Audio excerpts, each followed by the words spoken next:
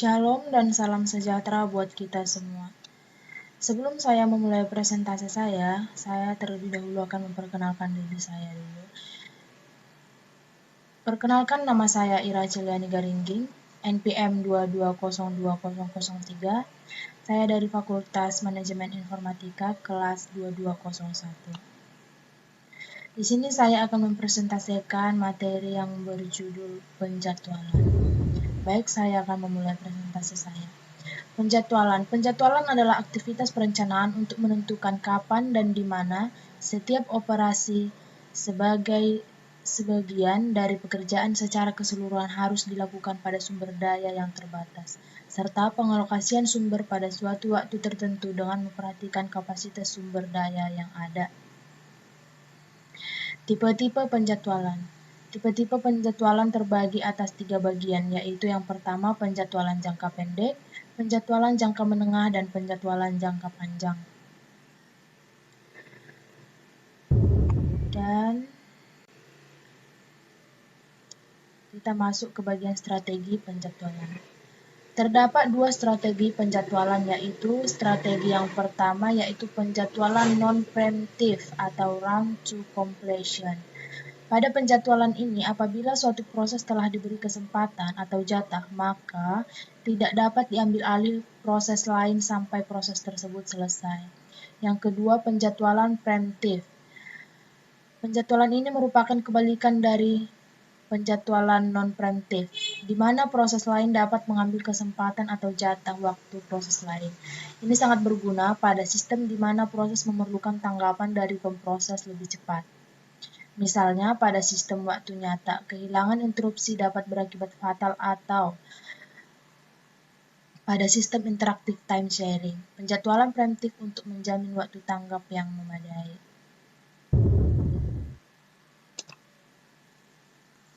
Kriteria-kriteria yang digunakan sebagai sasaran penjadwalan meliputi ada yang dinamakan yang pertama ideal atau fairness, yang kedua efisiensi, yang ketiga waktu tanggap atau response time, yang keempat waktu tanggap pada sistem interaktif, dan yang kelima waktu tanggap pada sistem waktu nyata atau real time, yang keenam turnaround time, yang ketujuh throughput.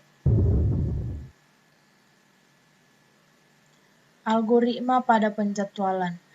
Algoritma yang menerapkan strategi non-preemptive adalah yang pertama ada yang dinamakan algoritma FCFS atau First Come First Served. Algoritma ini adalah algoritma yang sederhana dalam CPU. Setiap proses dari status ready dimasukkan ke dalam FIFO atau antrian dengan prinsip first in first out. FCFS ini memiliki kelemahan seperti waiting time-nya cukup lama, terjadinya konvoi efek atau proses menunggu lama, dan proses permintaan waktu untuk menggunakan CPU akan dilayani terlebih dahulu. Dan yang kedua, SJF atau Shortest Job First. SJF ini memiliki 2 jenis, yaitu non-preemptive dan preemptive. Yang ketiga, HRN atau High Case Ratio Next. Yang keempat, MVQ atau Multiple Feedback Queue. Sedangkan algoritma yang menerapkan strategi preemptif adalah yang pertama RR atau Round Robin.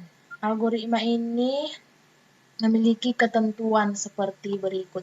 Jika kuanta habis dan proses belum selesai, maka proses tersebut menjadi runnable dan proses dialihkan ke proses lain. Dan yang kedua, jika kuanta belum habis dan proses menunggu suatu kejadian selesainya operasi atau I atau O, maka proses menjadi blocked dan proses dialihkan ke proses lain. Jika kuanta belum habis tapi proses telah selesai, maka proses diakhiri dan pemproses dialihkan ke proses lain. Algoritma penjadwalan ini dapat diimplementasikan sebagai berikut. Ada mengelola senarai proses ready atau runnable sesuai urutan kedatangan. Yang kedua, ambil proses yang berada di ujung depan antrian menjadi running. Yang ketiga, bila kuanta belum habis dan proses selesai, maka ambil proses di ujung depan antrian proses ready. Yang keempat, jika kuanta habis dan proses belum selesai, maka tempatkan proses running ke ekor antrian proses ready dan ambil proses di ujung depan antrian proses ready. Algoritma yang kedua yaitu SRF, yaitu Short Remain Freeze. Pada algoritma ini, setiap proses yang ada di ready queue akan dieksekusi berdasarkan bus time terkecil. Yang ketiga, PS atau Priority Scheduling. Priority Scheduling ini algoritma penjadwalan yang mendahulukan proses yang memiliki prioritas tertinggi. Setiap proses memiliki prioritas masing-masing. Dan yang keempat, GS atau Granted Scheduling. Penjadwalan ini memberikan janji yang realistis atau memberi daya pemproses yang sama untuk membuat dan menyesuaikan performance. Adalah jika ada N pemakai sehingga setiap proses pemakai akan mendapatkan I atau N dari daya pemproses CPU. Algoritma ini akan menjalankan proses dengan rasio paling rendah hingga naik tingkat lebih tinggi di atas pesaing terdekatnya.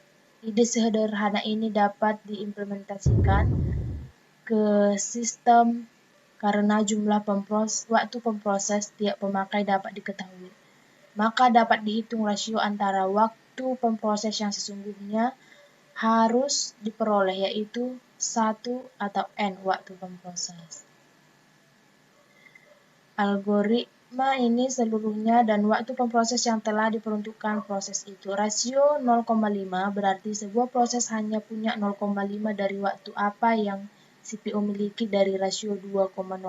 Berarti sebuah proses hanya punya 2,0 dari apa yang waktu CPU miliki. Algoritma akan menjalankan proses dengan rasio paling rendah hingga naik ke tingkat lebih tinggi di atas pesaing terdekatnya. Ide sederhana ini dapat diimplementasikan ke sistem real-time dan memiliki penjadwalan berprioritas dinamis. Baik, sekian presentasi saya tentang penjadwalan. Jika ada kata-kata saya atau penjelasan saya yang kurang jelas, saya memohon maaf. Dan saya mengakhiri presentasi saya ini dan saya mengucapkan shalom dan terima kasih.